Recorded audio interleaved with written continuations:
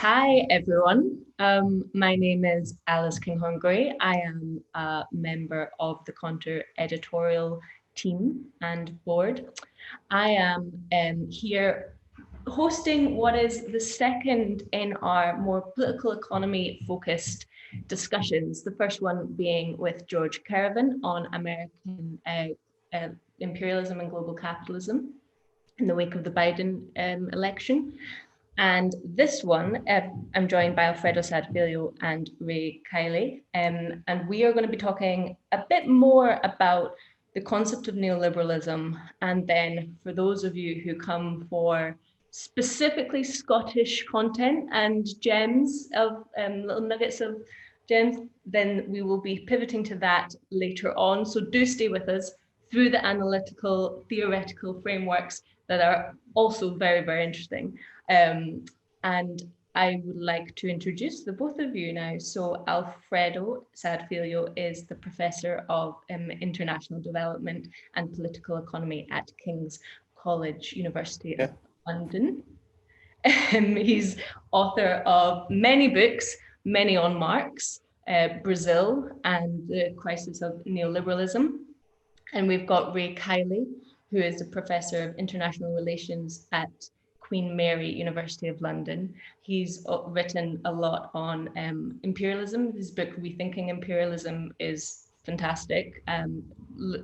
Really broad-ranging look at all the Marxist interpretations of imperialism from Lenin to Harvey. He's also written, he's the author of The Neoliberal Paradox most recently, and another good couple of books which hopefully will reference to is The Rise and Fall of Emerging Powers and the BRICS, US Decline and Global Transformations. So thank you both for joining me today. How are you? Let's start with how are you? Because I feel like these pandemic times, it's a bit of a check-in. How are you guys doing with the pandemic? Bored. Bored. Want to go out more. I'm missing the pub, although the pubs are open, but and live music. I'm missing. Yes, that's probably the thing I miss the most as well, is live music, gigs. Alfredo, I don't think we've had quite a few conversations before, but I don't think I've ever asked you what music you're into. So this will be a first. Well, there's particular kinds of Brazilian music. I'm originally from Brazil, as you know. There's kinds of Brazilian music that I like. There's a generation of rock musicians in Brazil that came into being in the 1980s, 90s. That was a very important period in Brazilian culture. The move towards democracy and the resistance against the military dictatorship was a universal process that affected culture amongst everything else. And there was an incredible period of creativity there that included music. Well, I feel like this segues very naturally into neoliberalism. and, and what I think, this term is used a lot, and I think it'd be very easy to start off going into it. And some of those listening will be very familiar with the term, others may not, but it also means lots of different things to different people. You've both done a lot of work on this. I would like to get behind the term and kick off with you, Ray, on what it is. In your work, how has it changed the world that we live in? I know you've done a lot of work on the intellectual history, so maybe focusing on that element. And you've said in some of your work, Ray, that it's a project of de-democratizing the liberal political order. So could you explain a bit about what that means, who the main thinkers are, and what do they want? Okay. Well, I think, there's different ways of thinking about what neoliberalism is. Obviously there is the more Marxist approach, which I didn't take deliberately in the neoliberal book, although it's certainly compatible with certain Marxist approaches. But which is about, it's a period of accumulation to resolve the crisis of the 70s, and that's all correct, I think. But there are other ways to think about it as well, and I was kind of interested in trying to develop those a bit. And I suppose one misunderstanding, and I think David Harvey has done this actually in the past, less so now, is to talk about neoliberalism being about free markets and limited government. Now, I don't think that is that's the aspiration, but actually the reality is that I think that it's not about separating the so-called free market from the state. It's actually a project in which the state is central, and the project is to marketize society, to increasingly make everybody supposedly entrepreneurs, individuals, in terms of higher education, for example. Are you doing that because you are because you want to become a more educated, more virtuous person or whatever? Or are you doing it as a means to an end because you're trying to expand your human capital? And obviously that latter approach is very much a neoliberal take. So it goes right down to the individual. And I think that, for all these problems with some of his work elsewhere, I think Foucault on neoliberalism is very, very useful. And, so it can be not so much about rolling back the state, but about reforming the state in a way which makes state institutions more like markets. It's something that can never actually be resolved because because markets always need something outside of themselves. And that's where you get into all kinds of debates about regulations. And that's where you get some of the contradictions of neoliberalism, I think. But I think then also, and the paradox is, in a way, that's one of the ways in which neoliberalism renews itself. So the financial crisis of 2008, okay, the standard argument is that financial markets overreach themselves, and financial institutions promoted too many bad loans, and it was a crisis of the market. But of course, there were loads of regulations. There were loads of regulations about financial markets, and of course, so there's always that. Neoliberalism can always say, well, we're not quite there yet at the pure market. We're not there. We've not achieved the pure market. So it's the regulations which are the problem. So in the United States, one of the arguments is the housing market. It's completely empirically wrong, but one of the arguments is that the housing market was distorted by attempts to increase home ownership among ethnic minorities, for example. So that's why I think neoliberalism. That's how I think about neoliberalism. As I say, it's not necessarily that approach, that Foucauldian type approach is not necessarily against the Marxist approach. I just see they're trying to do two different things, but I think they're compatible. Now, in terms of the impact, well, we've got all kinds of impacts. Financial crisis, not just the big one. We're seeing financial crisis from the 80s onwards. And we've seen growing inequality, particularly within countries. We've seen the destruction of the environment. Neoliberalism won't resolve that. A market-based approach will not resolve that. So there's all these things which I think have had an incredibly detrimental impact. Even though something like knowledge itself, information itself, has become another commodity. So you get this, and this probably relates to populism question, populism, which we'll talk about perhaps later. But I think that, we can talk about the marketplace of ideas, and we're just consumers picking and choosing which idea to adopt, as though facts are just there to be decided in the marketplace. So did Donald Trump have the election stolen from him? Well, of course he didn't. But in the marketplace of ideas, that's just another idea. So why not? I think that does feed into some populist ideas about, post-truth, fake news, all those kinds of things. Now, you asked me about the intellectual, and democratization. Okay, well, I think one way I think of neoliberalism really emerges as a sort of a body of ideas in the 1930s and the 1940s. The war interrupted.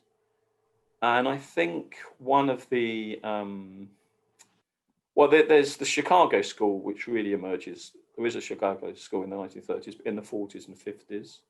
There's the Austrian school, which is Hayek, and there's the German school of all-day liberals, which is people like Wilhelm Röpke.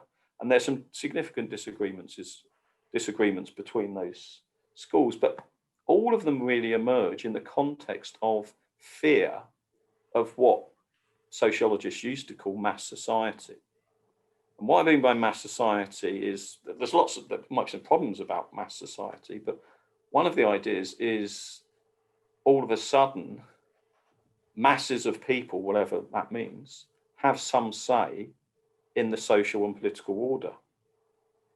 Now, that's a problem for neoliberals, just as it was for conservatives at the time, because the danger is that those masses might start demanding collective solutions to things. And the argument of neoliberals is that will and this is where they do take some stuff from classical liberalism, that will undermine individual freedom.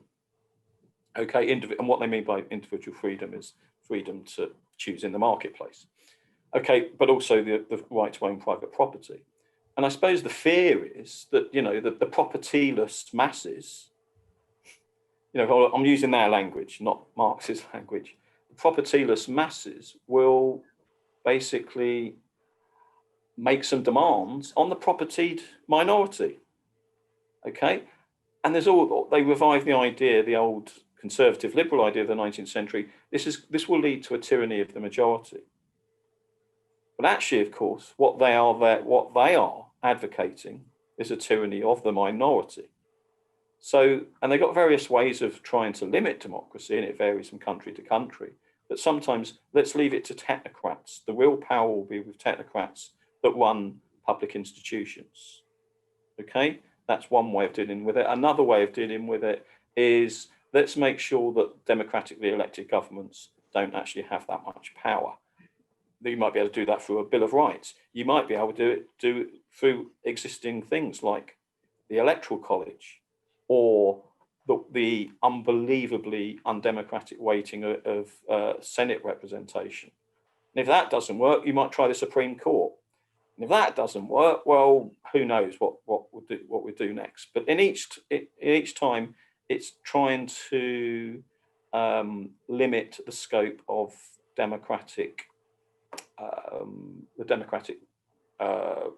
liberal democratic turn. Thanks, Ray. I'd like to tease out here in terms of the thinkers and the theorists. Could you say that there are two levels to the discourse, internal and external? And to what extent would you say that they are expressing what they want? That's where things get really tricky, and that's quite a difficult one. And I suppose, one of the things in the neoliberalism book that I did, I was kind of accused of taking, if you like, the Philip Morawski approach, who I think is really good. But his approach is very much look at neoliberalism as a thought collective, and that's separate from thinking about neoliberal governance and neoliberal practice. You can then say, well, how does one transmit to the other? How do you get from the thought to the practice? And that will vary. I think in the 70s, one of the ways in which you got you got the rise of neoliberalism in, if you like, more popular mainstream political discourse because of inflation. And what you got, and I think that he's probably the worst and the most uninteresting of the neoliberal theorists, but you got Milton Friedman's argument about inflation being a monetary phenomenon. Now, in fact, of course, Friedman's arguments about what causes inflation were hugely problematic. And I'm sure Alfredo could say a lot more about this. But in a sense, that didn't matter. It was a powerful critique of what was seen as actually existing Keynesianism at the time, and it had some popular merit. And so in Britain, there were the close links between the Institute of Economic Affairs, for example, and then later the Centre for Policy Studies, and people like Keith Joseph, Enoch Powell before then, and then, of course, Margaret Thatcher. Now, But it's still interesting. How did that then translate into, say, Blair, who I think is a neoliberal? Well, that's more complicated. In some respects, I'm not sure that was the ideas of neoliberalism. It's more the legacy of neoliberal practice. But I think that some of the arguments that the third way and Blair used around social capital did have some links to some of the Chicago school ideas about economizing, making everything marketized. So there, but that doesn't really answer your question. I can't answer your question because I can't go for every single country and say how it worked. I mean, in America, obviously the Laffer stuff was very important. And Volcker, who I don't think was neoliberal, but he massively increased interest rates. And then much of the developing world, because of the 1982 debt crisis. And the argument then is that basically import substitution industrialization failed. Now, again, I'm not sure that's necessarily true, but it was a powerful argument because obviously there were big economic problems at the time.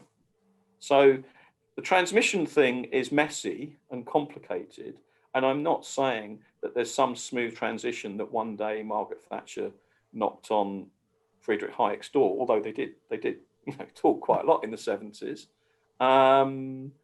It's more complicated than that, and it's more messy than that. But that probably where the more Marxist stuff comes in. It kind of reflects some problems with the accumulation of capital at a particular point in time. And so where you're going to borrow some ostensibly new ideas from. It's new ideas in the 70s to resolve the crisis of inflation. Then you've got now, I suppose, quantitative easing, which is compatible with neoliberalism. I mean, Milton Friedman was an advocate of that. But that's a new set of problems. That's a new set of problems in the context of the financial crisis. But I think now we're living in an era of neoliberalism on life support. But perhaps we'll come back to that. No, that's great. I mean, I think I'll carry on from that line that Alfredo, if I could just come to you, you have you've written about neoliberalism extensively, obviously, and you've written a great piece for Conter on neoliberalism and the pandemic. And I think in your earlier work, you have identified the financial crisis as being a crisis within neoliberalism. And now in your recent writing, you've said that it is signaling a crisis of neoliberalism. Could you expand on that a bit, your thinking around that, and how we should be thinking about neoliberalism at this point in time?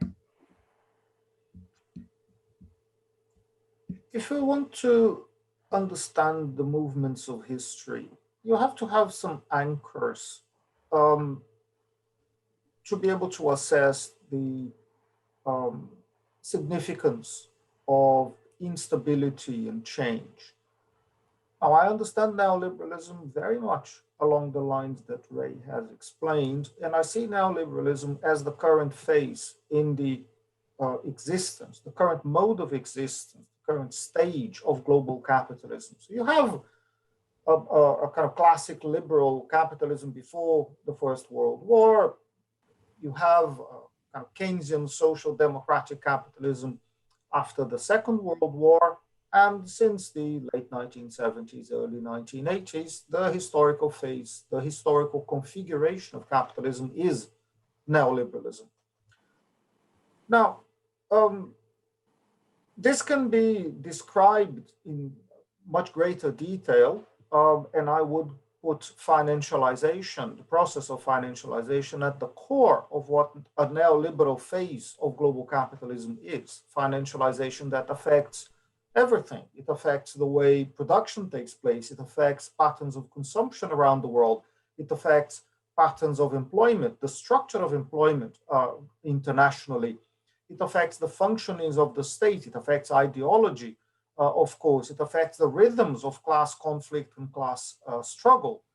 Now, if you have instability in any of those areas, so take, for example, the global financial crisis that started in 2007, did it rock the foundations of neoliberalism itself? Now, it could have, but in practice, it did not.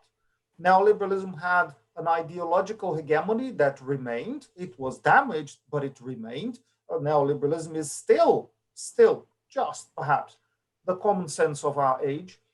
Neoliberalism drove the policy choices that most countries made in that context, certainly amongst the advanced capitalist economies in the West.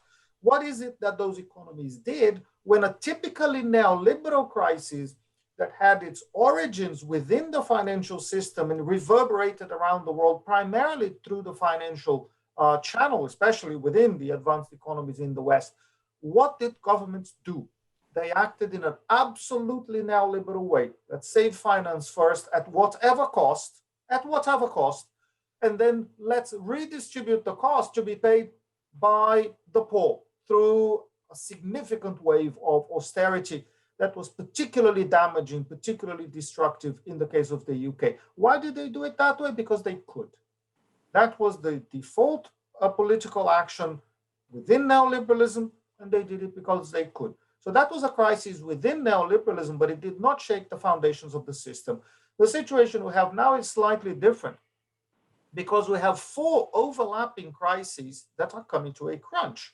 We have the continuation of the global financial crisis that has not been resolved. It's been contained, but has not been resolved. It led to what became known as the Great Stagnation, a period of low GDP growth, low investment rates, low employment creation, low wage rates.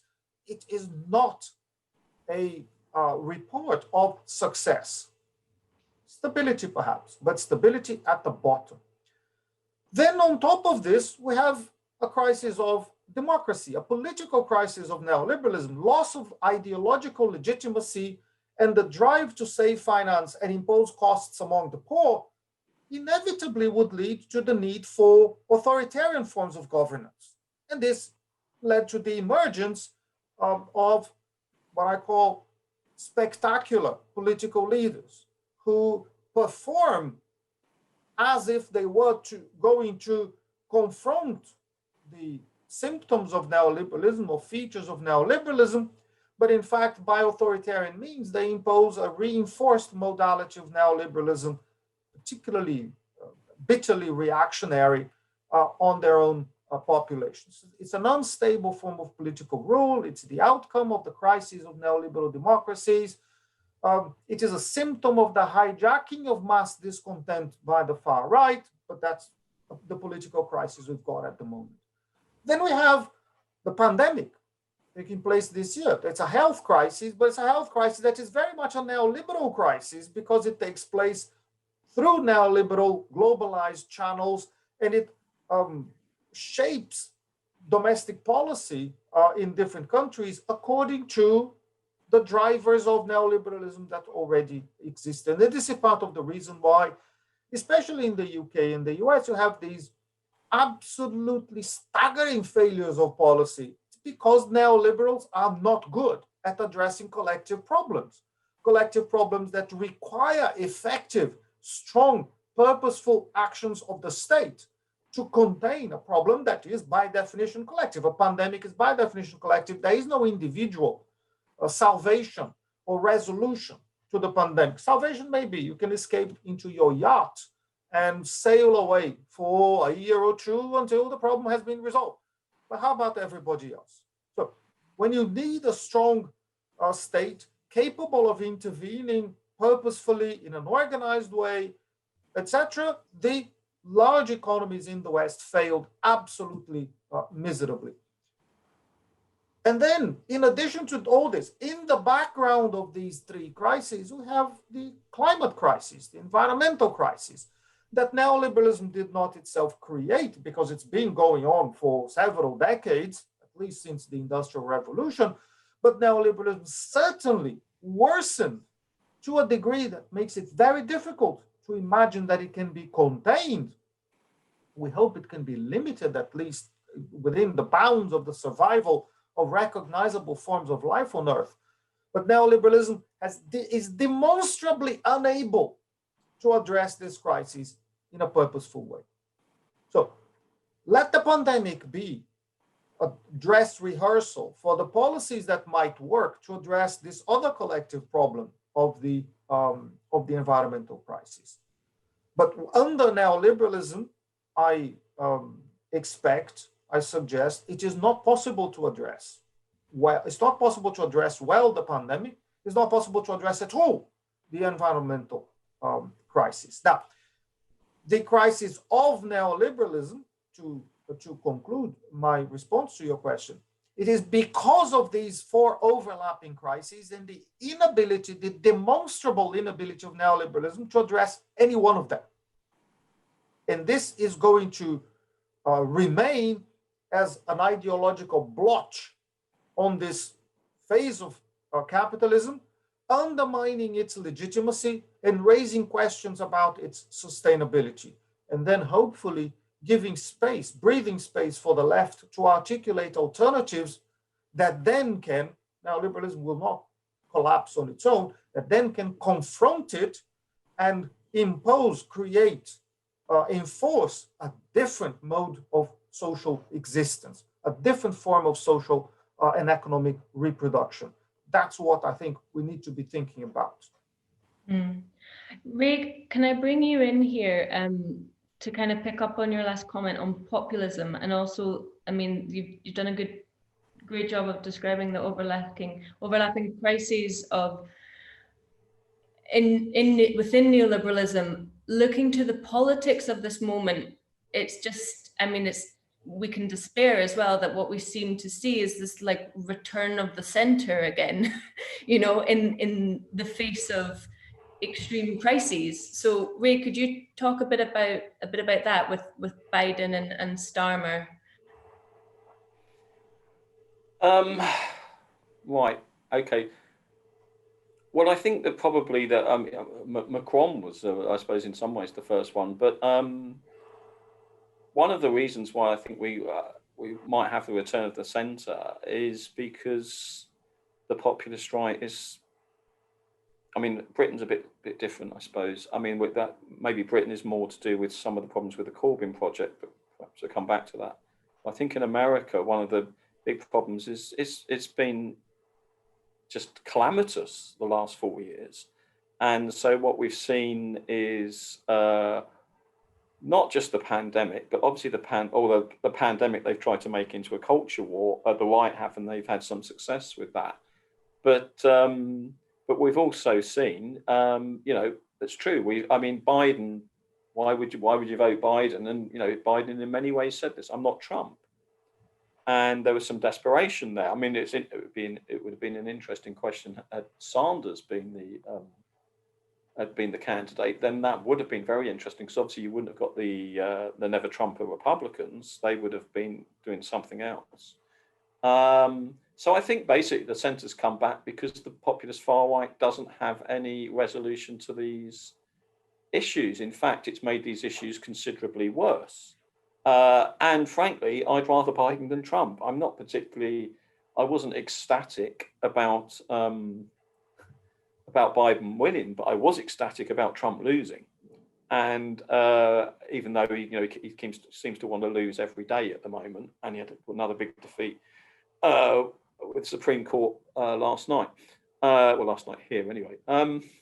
So I think that's one of the reasons why the return of the centre. But what you see in his appointment so far, it's kind of kicking the can down the road. It's kind of just as Alfredo said about in terms of the economics of this. You know, it's kind of neoliberalism on life support and low interest rates, quantitative easing, all those kinds of things. And on the politics side, it's almost like let's just pretend everything's back to normal now. Trump was just an aberration. And don't get me wrong, Trump in some respects was an aberration. He was awful, but there were plenty of reasons for why it doesn't just go away, and it's not going to go away either. So I think on the politics side, we've also got a kick in the can down the road type approach.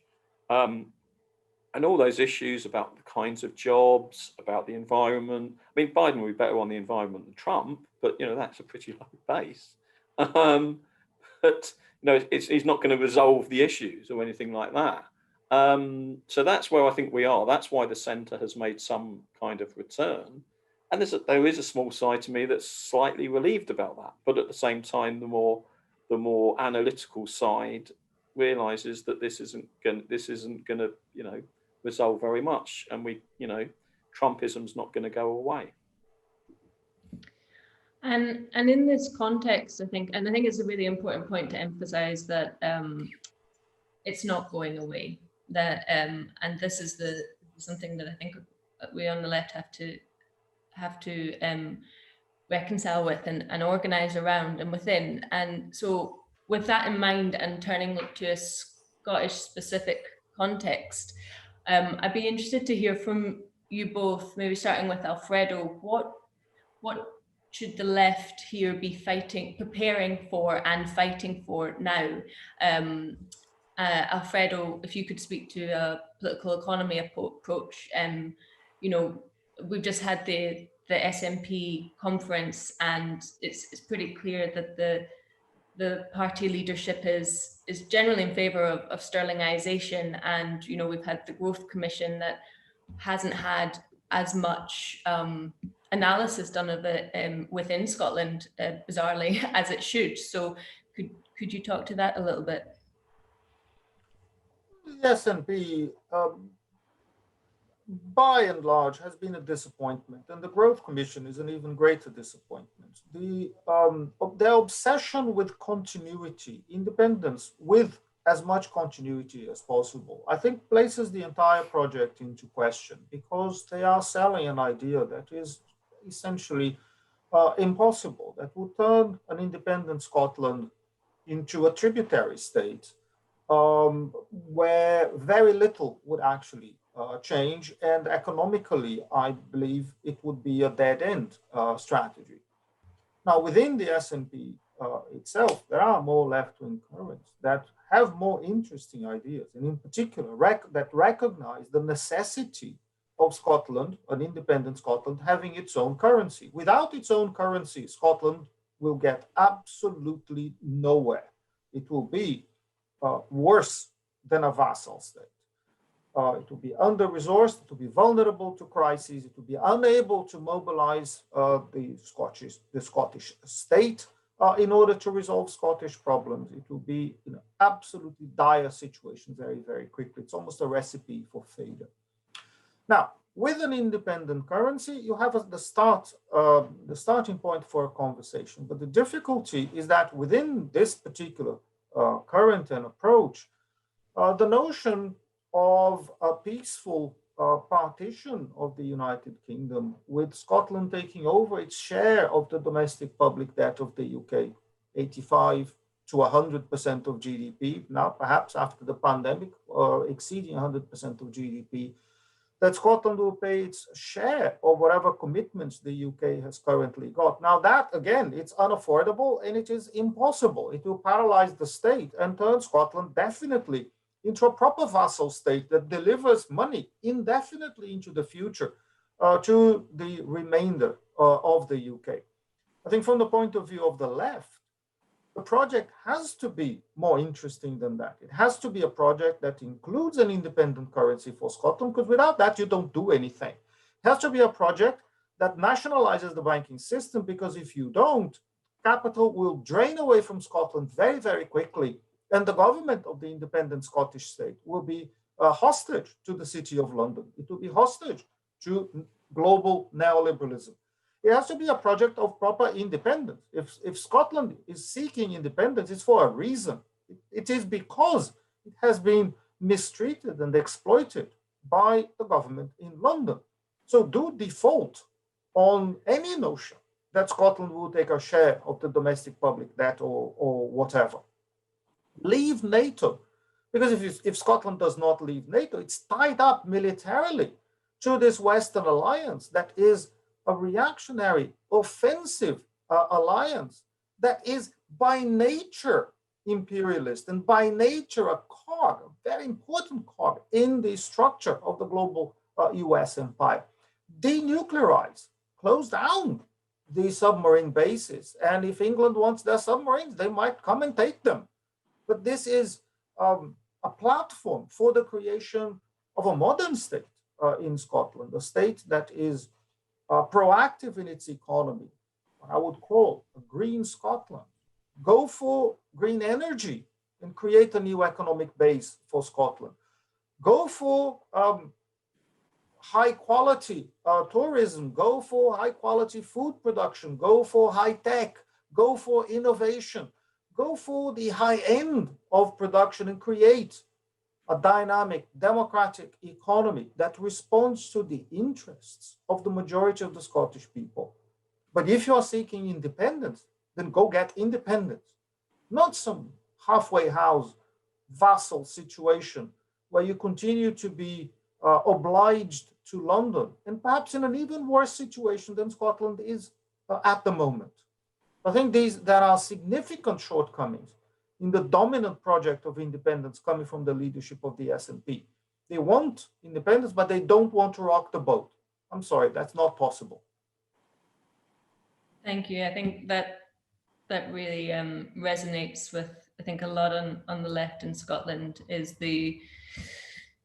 wanting both things, wanting independence, but maintaining within the same order and neoliberal international order, which is, I guess, the context in which the Growth Commission came about in order to assure international capital. And the bank said, don't worry, things won't change that much. But as we looking back to what we're talking about, all these crises, it's quite clear that we need to have pushed the leadership to have a much more ambitious project. Ray, could you come in here? I mean, in the thinking of the international context and specifically looking at imperialism, and from your work on rethinking imperialism, you describe the current period as one of free trade imperialism. Now, does that still hold for you as the main descriptor? And what would you say to the Scottish left? What are the key political implications that we need to be thinking of in the hypothetical, say, that we did gain independence? Okay, well, free trade imperialism obviously is very much a focus on political economy rather than geopolitics. So I'm not saying that it's all simply about free trade imperialism in bombing and all that is part of it, but I think that a lot of the wars of liberal intervention, I don't think are very easily linked to the needs of capital accumulation, for example. I think they're much more about policing perceived, but they're policing the margins, I suppose. But the key thing, I suppose, in the free trade imperialism, in the book Rethinking Imperialism, I forgot the name of it then, is uneven development. And of course, I suppose uneven development, uneven development doesn't just take place between countries, it takes place within countries. And I think, I'm not an expert on Scottish nationalism, but surely one of the big reasons for the growth of Scottish nationalism is the intensification of uneven development within Britain, particularly since the Thatcher era.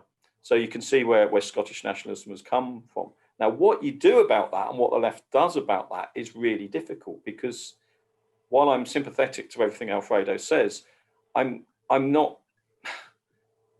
what's then the relationship between state sovereignty and dealing with an unfavourable international order, where to some degree you are going to be reliant on capital or whatever it might be, unless this, we can't completely de-link. No one can completely de-link. And so what's the relationship between state sovereignty and membership of the European Union, for example? Now, I'm sympathetic in terms of, very much not being part of NATO. I'm very sympathetic to, I think the sterling thing is mad. So it would, and it's certainly not the euro either, if you wanted to be part of the European Union. I would probably be inclined to say, yes, be part of the European Union, but have your own currency. But you still got to deal with an order where capital is highly internationalized and where there are problems such as the environmental crisis, which you can't deal with on your own. And these are the big dilemmas. So the big dilemma is really, what's the relationship between state sovereignty and internationalization, and a progressive internationalization rather than an internationalization that just goes with the flow of capital and, you know, nasty geopolitics around NATO and bombing and all that stuff. And so it's got to be some kind of internationalism where you kind of let's go back to the London Edinburgh weekend return group from the 1970s, you're in and against some of these things. That would be my strategy. It's not simply completely delinking, but it's not simply complete acceptance, because then you're just back to the third way. So there's some kind of in and against strategy would be the strategy. How that would work for each international institution, or how it would work for each sector of capital, well, that would have to be worked out. The details would have to be worked out. And I've only got half a minute, so I'm not going to say anything more. Well, actually, I think that you've just set yourself up for another discussion with us. Maybe we could focus on that next time. We can go through all the different. That took me back, London, Edinburgh. Well, I was only 14, but anyway. No, well, again, but I mean, still, we could memory lane. I think that would that sets us up for a good second discussion, though. Definitely, how would Scotland potentially be in and against? What does that look like? We can just bash out all the details, and then we'll be fine to go, ready to go. I think we need some more people that are expert in their fields, rather than generalists like me. I don't think so, Ray. Not at all. Not at all. No, you're expert enough for anyway. It's grand. Thank you both. Do either of you have any last? Alfredo, I'll invite you to say anything in response if you like. No, not at all. It would be great to continue this conversation. I think there's a lot to be said for a left-wing project for Scotland. I think that is the place within the UK, certainly, where the left is most active, most creative, and initiatives like Ponter show the vitality of left-wing political thinking and political activity within the UK. It's a very promising development. And yes, let's continue talking about this and imagine a future that is, well, certainly better than the present, the wretched present that we've got at the moment. Thank you both so much for coming. We've really crammed in quite a lot there, so I appreciate your time and your thinking around all of this. It was really, really good to have you both. And have a good Christmas. Yeah, you guys too.